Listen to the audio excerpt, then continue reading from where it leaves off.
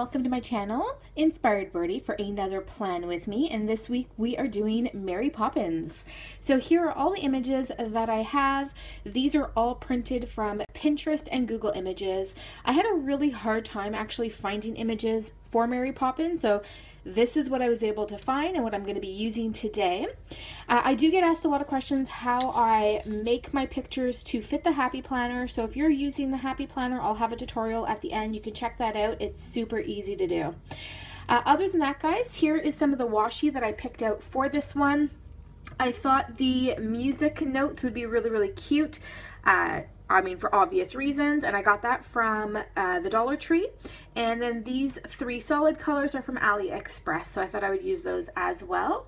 So that's it. Let's get started. And if you're new to my channel, don't forget to subscribe. I have a weekly Plan With Me theme every Sunday, and I'd love to have you join. All right, guys, let's get started.